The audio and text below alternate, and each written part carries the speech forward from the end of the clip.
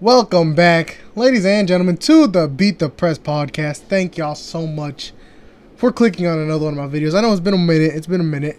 Last time we made a video, it was the mock draft, and obviously now we are post-draft. We're a couple weeks past the draft, actually. Let me see how long it's been exactly since I last made a video. 2 weeks. 2 weeks. 2 weeks I've been absent. Hey, but we're back with a little bit of a spicy topic, with a little bit of a controversial topic. Ladies and gentlemen, we're going to get into why I think Jerry Rice is the GOAT. Now, listen, I know that's probably the thumbnail. That's probably the title of the video, why I think Jerry Rice is the GOAT. It's a little bit of clickbait. I did kind of fool y'all a little bit. Okay, listen, obviously the GOAT, the greatness, it's got to go Tom Brady. I'm sorry. Listen, I as much am not a huge fan of Tom Brady, but I gotta respect the man. He wins, and he has the capabilities to win. And especially him winning it this past year with Tampa Bay. Yeah, okay, that said it for me. He is 7 now. Come on now. But I'm not talking about just pure greatness. I'm talking about skills. I'm talking about accolades. I'm talking about pure football player, the best football player, the greatest football player.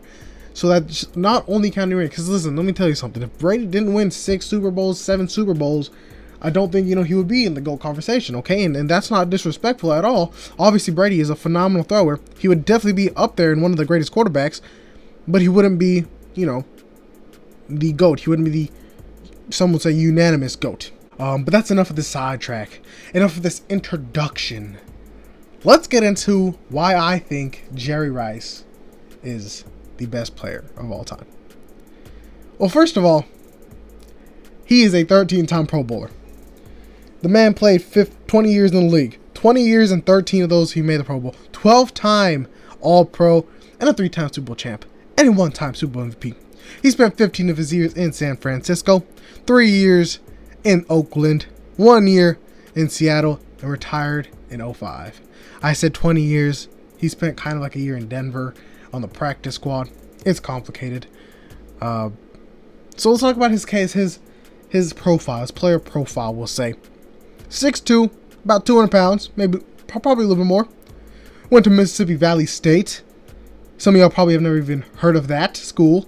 Mississippi Valley State is a very small school, obviously, in Mississippi. And he was selected 16th overall in 1985 by the San Francisco 49ers. And is probably one of the greatest picks of all time. Who would have thought this kid from Mississippi would grow up to be at least the greatest receiver of all time, obviously in my eyes, the best player of all time. He's widely regarded as one of the best route runners because he's got and also got great hands. I hope we've all know the story of Jerry Rice as a kid catching bricks with his dad. And that really established his strong hands. You know what I'm saying? His hands was all beat up and such. They're nice and strong. They're ready. They could catch some footballs. And a lot of that was due to his brick catching with his dad. So it's no surprise why he had such great hands. And now before we get into why he's so great, let's talk about why some might say he isn't so great. First off, Jerry Rice was never the fastest guy. That is, of course, until he got the ball in his hand. When Jerry Rice, number 80, got the ball in his hand, he took off. I mean, he was like a lightning bolt. His nickname was Flash 80. He had it on his towel. He was a believer in, hey, you look good, you feel good, you play good. Obviously, it's Deion Sanders' quote, but Rice also believed that same thing. You know what I'm saying? He would lay out his outfits. You know what I'm saying? He would make sure he's put together. Always tucking in his jersey, making sure his socks are at the proper length. Now, that's not obviously the only reason why people would say Jerry Rice is not the GOAT. Some will bring up his Stickum scandal. His Stickum scandal. The Stickum situation is what I'm calling it. Per ESPN. This might be a little illegal, guys. I just put a little spray, a little Stickum on them, just to make sure that texture is a little sticky. Stickum. Yeah, obviously he's talking about Stickum. First of all, let's talk about what Stickum is. Stickum is an umbrella term for any substance used to enhance an athlete's grip. I said gripped with a T, grip. So that's anything that'll make an athlete grip the ball or grip anything better. Obviously, not counting gloves and such, substance, right? So Rice is talking about the spray on, okay? And what's popular, well, most people, when you think of Stickum, you might think of that gooey, gummy, yellow substance popularized by Lester Hayes, who we'll get into in a jiffy. But yeah, so Stickum is supposed to, you put it on, and it just is insane. You can go like this. You put a little bit stick on. You go like this, and you have the ball still on your hand. Now here's the thing. Some people go overboard with the Stickum. Stickum was banned in 1981 in the NFL. Jerry Rice was drafted in 1985, so technically it is illegal. It is illegal during his time. Rice did say, everybody wore Stickum at the time, this and that. And obviously Chris Carter, Michael Irvin, they came out to defend themselves at least, saying, hey man, we never did something like this. And that's no doubt. Chris Carter's also got some great hands, but he was with the jug machine. What are my takes on this? Now, listen, obviously I'm a Jerry Rice, I'm a Niners fan. I think, listen, he didn't go overboard with it, correct? We know he had the hands. We know he does. And his ability after the catch and his route running, his after the catch ability and his route running, those are things that Stickum doesn't do. So you can't take that away from him. Reading you another quote here from Tony Dungy. These guys, they want the gloves all the time because it does help them catch the ball. And they feel good and it's consistent no matter what the weather. Why do I bring up gloves? Because back in the days, of the 80s and the 90s, gloves weren't as advanced as they are nowadays. Nowadays, it's just, nice. It's rubber. I mean, I'm a fan. I have my gloves right there. I do enjoy wearing gloves when I'm playing football. Mostly it protects my hands. I feel good when I'm catching the ball with gloves rather than without gloves. And obviously back in the day, it was just leather. Practically, it was just leather, maybe some like a different material. So, putting a little bit of Stickum on and making sure that they're sticky. I mean, a little layer of Stickum, I'm sure is not a huge difference compared to what gloves that we have nowadays. Actually, Victor Cruz's teammate Hakeem Nicks said, "You grip the ball better, no question. You don't even need to think about catching it." So this is, if you think Jerry Rice is cheating with the Stickum, then you can't take away anything that's going on in today's game. Okay. Stickum was popularized by Lester Hayes, cornerback by the Oakland Raiders. The dude was insane with the Stickum. I mean, he put it all over the place. He put it on his helmet, he put it on his socks. Same with Fred Biletnikoff, again, receiver for the Raiders. He would put it, on his forearm. He put it inside his sock. So in the middle of the game, if he needs a refill, just wipe your sock a little bit, put it on everything. And the reason why is so you get a better grip on the ball. When you're in those 50-50 situations with a cornerback, it'll maybe stick a little bit more onto you. Hayes did lock down Art Monk in Super Bowl 18. So, are you going to take that away from him? No. Tom Flores said, you don't need that stuff. You don't need anything to help. If you're good, you're good. Same goes to Jerry Rice. Rice still has that talent after the catch. He's still got that route running. He's still going to jazzy up your favorite cornerback. So I just wanted to get that out of the way. The Stickum scandal, the Stickum situation. Now let's get into actual Jerry Rice's stuff. His accolades, why he's so good. I'll have his highlights playing up here in the corner, courtesy of the NFL.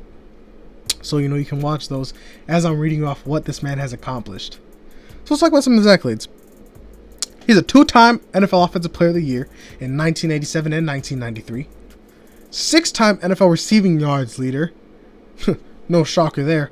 Jerry Rice actually has, I believe, the most 1,000 yards, most 1,000 yard receptions. Right, let's see right here. He has 1, 2, 3, 4, 5, 6, 7, 8, 9, 10, 11, 12, 13, 14 1,000 yard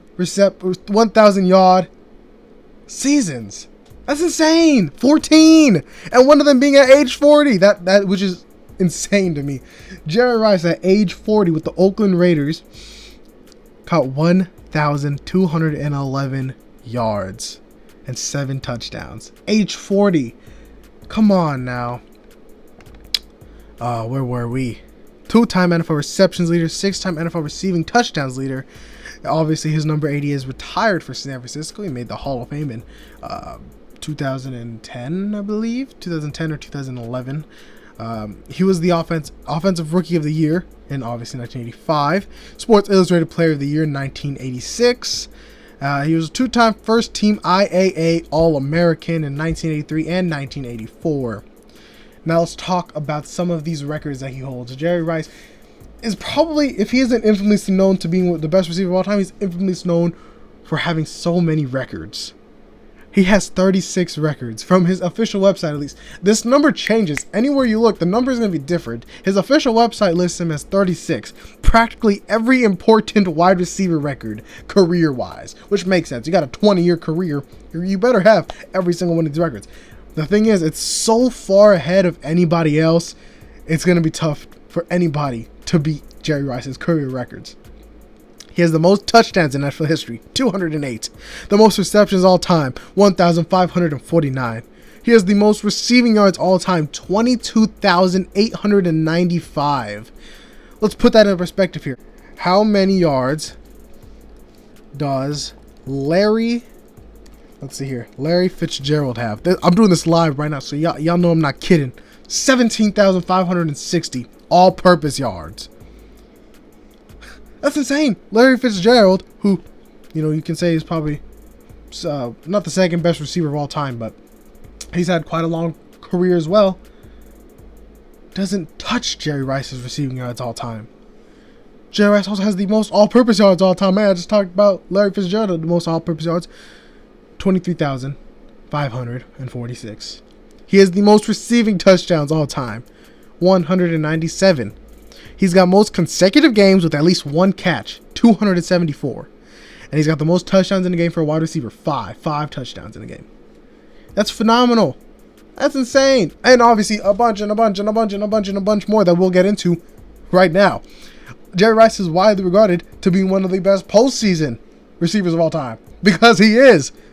He is the most playoff receiving yards, 2,246. Next closest, Julian Edelman, 1,442. I mean, come on. Most playoff games for a wide receiver, 29. He's the third most for every position. Adam Vinatieri and Tom Brady are the only ones ahead of him. Most playoff touchdown catches, 22. Next closest is Gronkowski with 14. Nobody touches this guy. Most Super Bowl touchdowns, 8. Most touchdowns in a Super Bowl, 3. And he did that twice. He had 3 touchdowns in a Super Bowl twice. The most Super Bowl receptions all time, 33. And the most Super Bowl yards, 589. And most receiving yards in a Super Bowl, 215. I mean, come on. Nobody touches him in these records, because nobody could stop him. Now, there's always that case, he had Joe Montana and Steve Young throwing to him. Listen, it's not his fault, right? He's just a loyal guy. Look at Randy Moss. He had who? Dante Culpepper? That's solid. That's probably equivalent to what Jerry Rice and Rich Gannon. Except Rich Gannon won an MVP thanks to Jerry Rice. Randy Moss also played with Tom Brady. Do you recall that? Yeah, they were undefeated. And then they lost in the Super Bowl. And then Randy Moss left after that, obviously. Hey, maybe if Moss hadn't left, maybe things would have been better. Now let's talk about his Super Bowls, Jerry Rice's Super Bowls. He's been in 4 Super Bowls, 3 with San Francisco, and he's won all 3. And he won the Super Bowl MVP in Super Bowl 23 with 11 catches, 215 yards, 1 touchdown against the Bengals. Yes, he did win the Super Bowl MVP. And he also went to a Super Bowl with Oakland against the Tampa Bay Buccaneers. However, he took the L on that one. In Super Bowl 24, Jerry Rice comes back here with 7 receptions, 148 yards, 3 touchdowns. There's that most for a wide receiver against the Denver Broncos, which is the biggest blowout in Super Bowl history. The San Francisco 49ers beat the Denver Broncos 55-10. And then in Super Bowl 29, Jerry Rice comes back hard again. 10 receptions, 149 yards, 3 touchdowns. Again, this was in 1995, and I love this 1995 season. I have the 1995 jerseys. They're clean. I feel like the Super Bowl is like nostalgic in a way. I was born in 2004, but I just love that 1995 season. I love the logos of the Super Bowl. I love the 49ers uniforms. It's just all great. And then against the Buccaneers, 5 receptions, 77 yards, and 1 touchdown. Unfortunately, took the L there. And you know, that's all the notes I have, ladies and gentlemen. I just read to you basically Jerry Rice's whole transcript of being an NFL player. It's really up to you now to decide, is this guy really the best? I mean, again, I'm putting clips up here as much as I can, and he's just shimmying up everybody. And he was going up against some very, very good cornerbacks. Deion Sanders, first one that comes to mind, obviously. Jerry Rice, the greatest receiver, the greatest player in NFL history. Ladies and gentlemen, I think that's about all that I have to. It's just a little presentation thing. I'm just telling you his skills, his accolades, his numbers. Obviously, everything that I would want to say, you can't put in words. You just kind of got to watch. And watching his highlights might be a little boring. It's for the people that appreciate the game of football. You look at the footwork, you look at the hands, you look at the route running, you look at all that, you look at all the little things. I said Jerry Rice's pro comparison today, probably Devontae Adams. And guess what? Devontae Adams is the best receiver in the league right now. Devontae Adams got some hands. He's got phenomenal footwork. Ladies and gentlemen, I think that's going to about round up this episode. I had to go on a little rant there. Obviously, no disrespect to Tom Brady. His 7 Super Bowls speak for themselves. No disrespect to Randy Moss. Randy Moss is simply physically gifted with speed, strength, height. Jerry Rice, he worked his butt off. Very, very much a hard worker. And that's also something that I definitely look up to him for. Alrighty. Thank you so much for tuning into this episode of the Beat the Press podcast. I'm going to have a very, very special guest on the Spotify and the Apple Podcast and any other streaming websites for podcasts. Very, very special guest coming Saturday. Hopefully the episode will be up Saturday or Sunday. Stay tuned on the pod. Thank you, ladies and gentlemen. Peace out.